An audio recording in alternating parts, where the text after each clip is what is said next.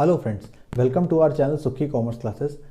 Friends, मैं आपका mentor Ayush Srivastava आज आपके लिए लेके आया हूँ न्यू इकोनॉमिक पॉलिसी के ऊपर एक बिल्कुल ही न्यू वीडियो, जिससे मैं आपसे डिस्कस करूँगा इकोनॉमिक का सबसे मेजर और इम्पॉर्टेंट एलिमेंट जो कि है लिबरलाइजेशन।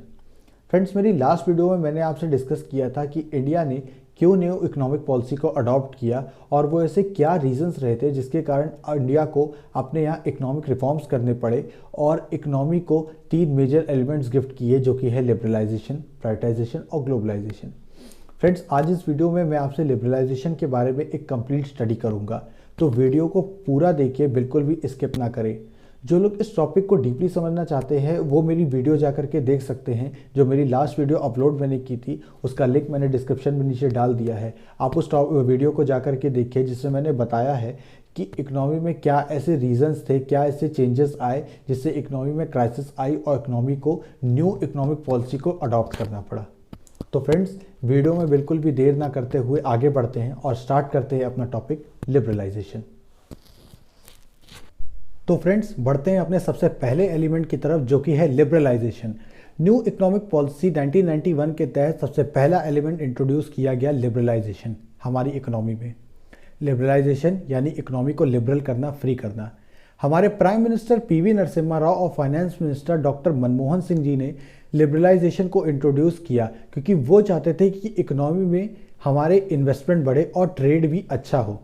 इसके लिए इकोनॉमी में से रिस्ट्रिक्शन खत्म करना बहुत ज़रूरी था, क्योंकि हमारी इकोनॉमी एक क्लोज्ड इकोनॉमी थी, इसीलिए इकोनॉमी को ओपन करना बहुत ज़रूरी था। और लिबरलाइजेशन के तहत हमारे मिनिस्टर्स ने इकोनॉमी के कई सारे सेक्टर्स को खोला और कई ऐसी जगहों से रिस्ट्रिक्शंस को और गवर्नमेंट के कंट्रोल को ख़त्म कर दिया। कुछ ऐसे सेक्टर्स थे जहाँ से गवर्नमेंट का डायरेक्ट कंट्रोल था, उसको भी गवर्नमेंट ने ख़त्म ही कर दिया और बिल्कुल फ्रीडम दे दी इकोनॉमी को कि जो भी चाहे, जैसे चाहे वो अपने तरीके से व्यापार कर सकता है। लिबरलाइजेशन का लाने का मतलब ही यही था हमारी इकोनॉमी में कि जितना भी हो सके अगर हम फ्रीडम प्रोवाइड करेंगे, क्योंकि गवर्नमेंट अंग्रेज़ नहीं है कि जो बांध के रखे। अगर गवर्नमेंट ने फ्रीडम प्रोवाइड करी है तभी जा कर के आज हम लोग के यहाँ है कि इतना इन्वेस्टमेंट बढ़ा। क्योंकि आप देख सकते हो कि आज आप ऐसा नहीं है कि आप घर बैठे हो और आपको डोमिनोज़ वाला पिज़्ज़ा ना ला के दे। आप सिर्फ एक फ़ोन करते हो कि हाँ डोमिनोज़ मुझे एक पिज़्ज़ा चाहिए और 200 रुपये का पिज़्ज़ा आपके घर पे डिलीवरी आ जाती। इतना फ्री कर दिया गया है ट्रेड को। तो ये चीज़ें गवर्नमेंट के कारण ही पॉसिबल हो पाई है कि जो उसने इकोनॉमी को लिबरलाइज़ कर दिया 1991 के तहत।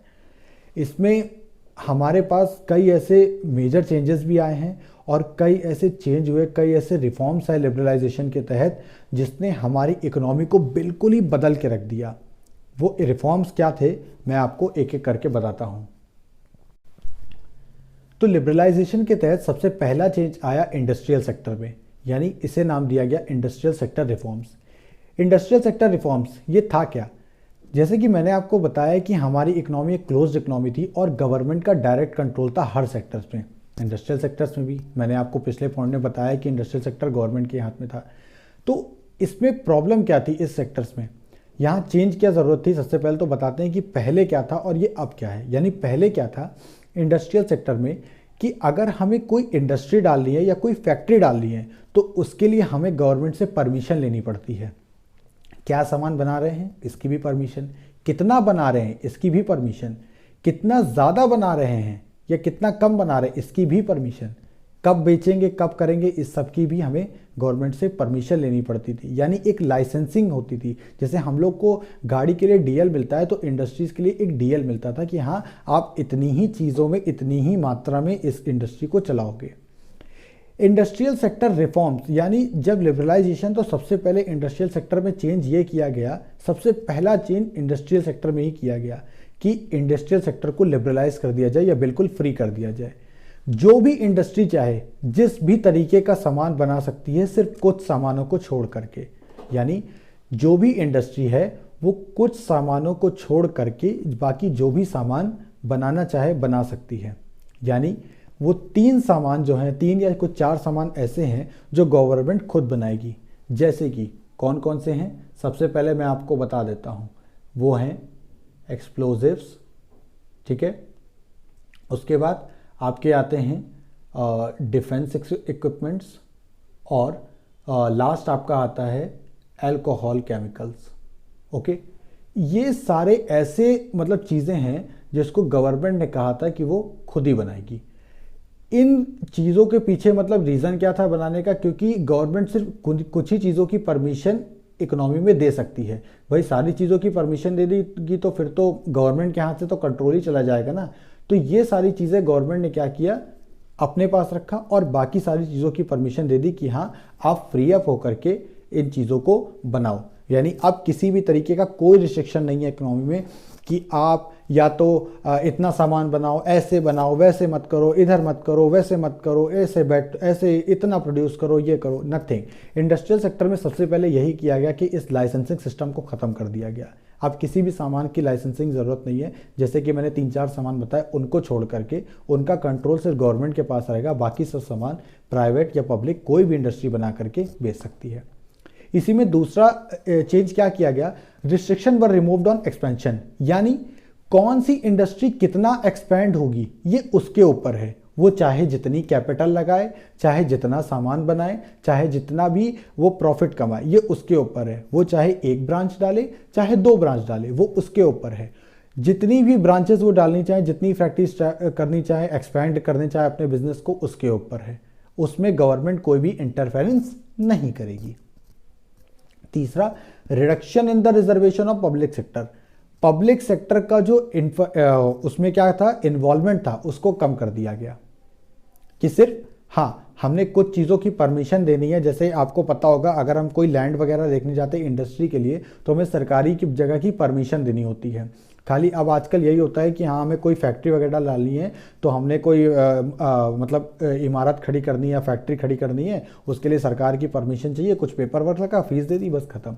यही चीज़ उस टाइम की गई थी कि गवर्नमेंट का क्या था कंट्रोल, कि गवर्नमेंट सिर्फ एक परमिशन दे देगी कि हाँ उसको अगर सही लगा तो उसने परमिशन दे दी उसको उठा के, मतलब लाइसेंसिंग खत्म कर दी थी। लेकिन इतना नहीं घुसेगी कि क्या कर रहे हो, कैसे कर रहे हो, क्यों कर रहे हो, ये सब कुछ नहीं। गवर्नमेंट ने कहा आपको इंडस्ट्री डालनी है, यू कैन इंडस्ट्री डालो, ओके मैंने साइन करके दे दिया, आप बाकी आपका काम आप जानो, ठीक है, मुझसे नहीं मतलब।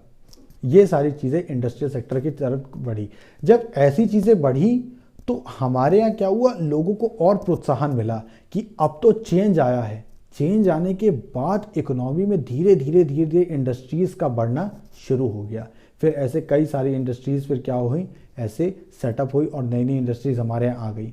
उसके बाद ही आप देख सकते हो जब लिबरलाइज़ किया गया तब हमारे यहाँ कोका कोला वगैरह, पेप्सी और ये कई सारी ऐसी थी जो इंडस्ट्रीज़ हमारे यहाँ सेटअप हुई थी। Next is trade sector reforms. जैसे मैंने बताया इंडस्ट्रियल सेक्टर के बाद सबसे पहले पकड़ा गया ट्रेड सेक्टर को। अब ट्रेड सेक्टर में क्या चेंज किया गया, देखिए ट्रेड सेक्टर में चेंज ये किया गया कि सबसे पहले हमारे यहाँ जैसे मैंने बताया कि इकोनॉमी एक क्लोज्ड इकोनॉमी थी, तो कोई भी काम क्या था मतलब बहुत रिस्ट्रिक्शंस के तहत होता था, बहुत रूल्स रेगुलेशन के तहत होता था। अब क्या किया गया, ट्रेड सेक्टर में बिल्कुल ही लिबरलाइज कर दिया गया। क्या लिबरलाइज किया गया, जो भी कंपनी जैसा भी सामान बना रही है वो चाहे सामान अपने देश में बेचे चाहे बाहर बेचे, उससे कोई भी तरीके का सवाल नहीं किया जाएगा। वो चाहे अपना सामान जिस भी देश के कोने में जाके बेचे, हमसे कोई मतलब नहीं। हमने परमिशन दे दी कि आप एक्सपोर्ट करो तो आप एक्सपोर्ट करो, बस सिंपल सी चीज़ है। इसी चीज़ को कहा गया ट्रेड सेक्टर रिफॉर्म्स। बस इतना सा चेंज किया गया था। इसमें 3-4 चीज़ें बस पॉइंट्स थी जो इनको मतलब कि इसमें चेंज आया क्या क्या था, मतलब ट्रेड सेक्टर रिफॉर्म्स तो था लेकिन चेंज क्या क्या आया था कि इंपोर्ट की लाइसेंसिंग वगैरह थी। जो इंपोर्ट करते थे तो पहले तो हक था कि गवर्नमेंट को ही इंपोर्ट करने का लाइसेंस है, तो उसी लाइसेंस को ही रद्द कर दिया गया। ठीक है, कि अब क्या कहते हैं, जिसको भी इंपोर्ट करने की चाहिए वो इंपोर्ट कर सकता है, उसकी मर्जी। हमें मशीनरी चाहिए, हम फैक्ट्री वाले हैं, हमें कोई मशीनरी चाहिए, हम मशीन इंपोर्ट कर सकते हैं। हमें कहीं से कोई इक्विपमेंट चाहिए, हमें कहीं से मतलब एप्पल वगैरह का आईफोन चाहिए, मुझे चाहिए तो मैं इंपोर्ट कर सकता हूँ, वो मेरे ऊपर है, मैं आराम से मंगा सकता हूँ। इसमें मुझे गवर्नमेंट कोई भी किसी भी तरीके का हस्तक्षेप नहीं करेगी। Next is rationalisation of tariff structure. Rationalisation of tariff structure, इसका क्या मतलब हुआ, गवर्नमेंट ने टैरिफ जो लगता था, जैसे मैंने आपको बताया कि इंपोर्ट वगैरह पे टैरिफ बहुत चार्ज किया जाता था, मतलब कोई टैरिफ लगता था, तो उस रेट को भी क्या किया, रेशनलाइज कर दिया गया, मतलब एक फिक्स रखा गया, एक हद तक रखा गया कि टैरिफ इतनी लिमिट तक होना चाहिए। हम जो भी सामान इंपोर्ट कर रहे हैं, गवर्नमेंट जितना भी सामान इंपोर्ट करेगी उस पर रेट लगेगा, मतलब हम जो इंपोर्ट करेंगे उस पर आप ड्यूटी वगैरह चार्ज करो, टैरिफ और कोटा जो चार्ज करना है चार्ज करो, लेकिन हाई रेट्स नहीं, जितना रेट बताया जाएगा सिर्फ उतना, और एक निर्धारित सीमा तय की जाएगी। नेक्स्ट क्या आया, adoption of flexible exchange rate. Flexible exchange rate मतलब पहले क्या था कि अब जैसे मैंने बताया कि यहाँ से पैसा उठाया दे दिया, ये उठाया वो दे दिया, ऐसा नहीं। अब दोनों कंट्री के बीच जो ट्रेड होगा वो एक निर्धारित एक्सचेंज रेट पे होगा, एक फ्लेक्सिबल एक्सचेंज रेट सिस्टम होगा कि वहाँ डिमांड एंड सप्लाई के थ्रू क्या रेट है, यहाँ की डिमांड एंड सप्लाई के थ्रू क्या रेट है, जो रेट दिया जाएगा उस रेट पे आप खरीदेंगे और बेचेंगे। बस इस ट्रेड सेक्टर में इतना सा चेंज आया। The third is financial sector reforms, यानी फाइनेंस सेक्टर में क्या चेंज किया गया। फाइनेंस सेक्टर यानी पैसे वाला सेक्टर, भाई उसमें तो ये तो चेंज करना ज़रूरी था, सबको बदल दिया, उसको क्या गवर्नमेंट के हाथ में थोड़ी ना छोड़ देंगे बिल्कुल ऐसे ही उसके लिए। तो फाइनेंशियल सेक्टर में क्या चेंज किया गया कि कुछ चीज़ें फाइनेंशियल सेक्टर से, मतलब कि कहा था कि जो फाइनेंस का सेक्टर है उसमें हर चीज़ गवर्नमेंट अब कंट्रोल नहीं करेगी।